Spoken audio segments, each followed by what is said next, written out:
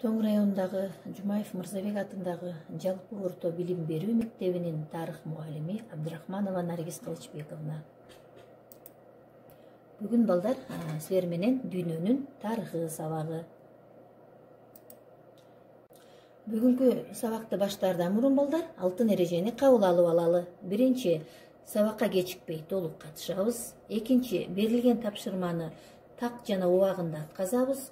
Үчүнчү, сабакта өткөн темага түшүнүүгө аракет кылабыз. Төртүнчү, бири-бирибиздин оюбузду сыйлайбыз. Бүгүнкү сабак балдар бизде дүйнөнүн тарыхы сабагы. Өтө турган жаңы темабыз Рим менен Карфагендин жер ортолук деңизинде үстөмдүк үчүн күрөшү, Римдин жеңилиши. Сабактын максаты Рим менен Карфагендин үстөмдүк үчүн күрөшү жөнүндө түшүнүк алабыз. Карфагендин географиялык чөйрөсү жана калкы, Карфаген Сицилияга кетүүчү тосмо, Карфаген жер ортолук деңизиндеги стратегиялык аймак мазмуну жөнүндө билебиз. Тарыхый окуялар, алардын катышуучулары тууралуу ой жүгүртүү жөндөмдөрүнө ээ болобуз. Карфагендин географиялык чөйрөсү жана калкы. Балдар, Карфаген Түндүк Африкадагы байыркы шаар, мамлекет жана ири соода борбору болгон. Аны биздин заманга чейин 814-жылы Тир шаарынан чыккан финикиялык соодагерлер Түндүк Африканын жээгиндеги соода базасы катары негиздешкен. Шаар таштан жасалган бийик мунаралуу калың дубалдар менен курчалган. Ал дубалдар шаарды коргоп турган. Карфагендиктер жер ортолук деңизинин жээктеринин жана аралдарынан турган чоң аймакты ээлеп турган. Шаар калкынын көпчүлүк бөлүгү чет жерликтер болгон. Гректер, италиктар, этрусуктар, ливий уурулары жана башкалар жана африкалыктар түзгөн. Калкы көчмөн мал чарбачылык, дыйканчылык жана кол өнөрчүлүк менен кесиптенишкен. Карфагенге баш ийген калктар шаар башчысына салык төлөп турган. Ошондой эле финикиялык соодагерлер соода кылгандыгы үчүн бажы акысын да төлөп турушкан. Карфаген Сицилияга кетүүчү жолдогу тосмо. Карфаген биздин заманга чейин 7-8 кылымда Түндүк Африканын жээк бөлүктөрүн, түштүк Испаниянын жана жер ортолук деңиздеги айрым аралдарды өзүнө баш ийдирип турган. Биздин заманга чейин 3 кылымдын башында Сицилия бүт бойдон Сиаркузадан башкасы Карфагендин карамагына өткөн. Сицилияга жана жер ортолук деңизинин батыш жагына үстөмдүк кылуу аракеттери Рим менен Карфагендин ортосунда согуштун башталышына алып келген. Римдиктер Карфагендиктер менен 3 жолу согушкан. Бул согуштар тарыхта Пуни согуштары деп аталат. Согушта Карфаген аскерлери жеңилип, калкы кулдукка сатылган. Карфаген аймагынын бир бөлүгүн нумидиялыктарга өткөн. Калган бөлүгү Римдин Африкадагы провинциясы болуп калган. Рим Карфагендин үстүнөн жеңишке жетишип, жер ортолук деңизинин аймагындагы эң күчтүү мамлекетке айланган. Пуни согушу жөнүндө түшүнүк бере кетем балдар. Римдиктер Карфагенди Пуни деп аташкан.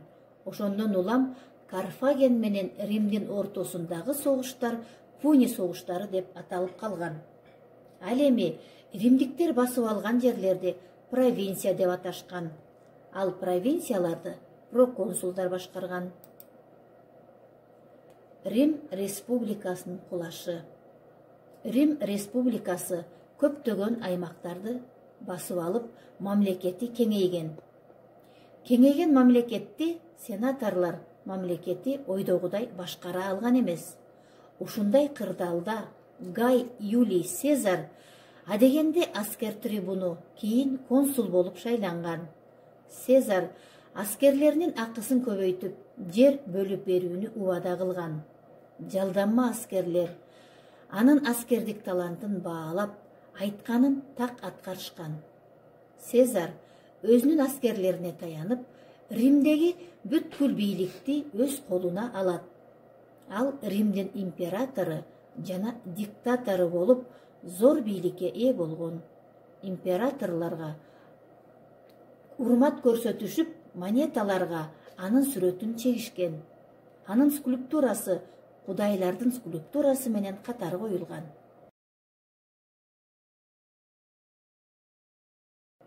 Рим республикасынын империяга айланышы.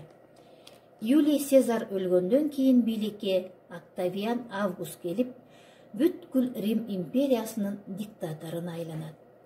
Рим сенаты ага ыйык адам деген титул ыйгарып, аны мекен атасы деп аташкан. Октавиан Август бир топ реформаларды жүргүзгөн. Ал сенаторлордун жана Рим армиясынын региондорунун санын кыскарткан. Жоокерлердин кызмат мөөнөтү 20 жыл деп белгилеген. Анын тушунда Рим армиясынын саны 300 миңге жеткен. Римге көптөгөн сарайларды, ибадатканаларды курдурган.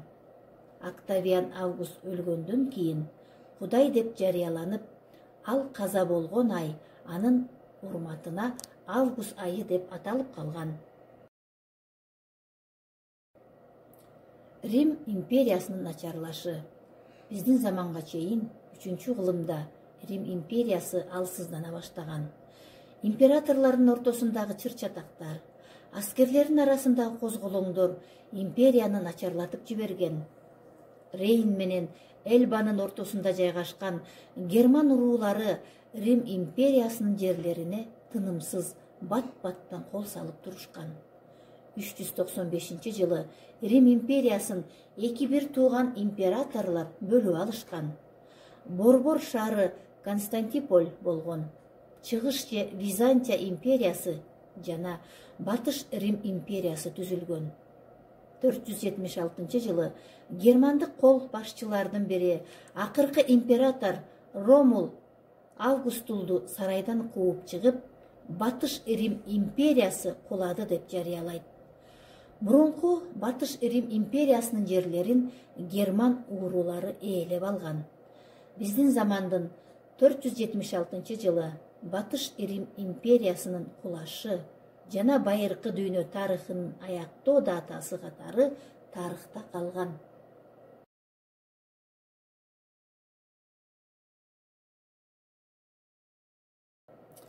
Сабакты бышыктоо үчүн суроолор. Биринчи, римдиктер менен карфагендиктер эмне үчүн согушкан? Экинчи суроо, римдиктер кандай жерлерди провинция деп аташкан? Үчүнчү, эмне үчүн Пуни согуштары деп аталып калган? Үйгө тапшырма балдар. Бүгүнкү сабак боюнча төмөндөгү сөздөрдүн маанисине түшүнөбүз балдар. Карфаген, Цезар, провинция, проконсул. Ойлонобуз жана талкуулайбыз. Эмне үчүн Римде бөлүп алып бийлей бер деген саясатты колдонушкан? Мына ушул саясатты кандай түшүнөсүңөр? Жумушчу дептер менен иштейбиз. Көңүл бурганыңарга рахмат балдар. Саламатта калгыла.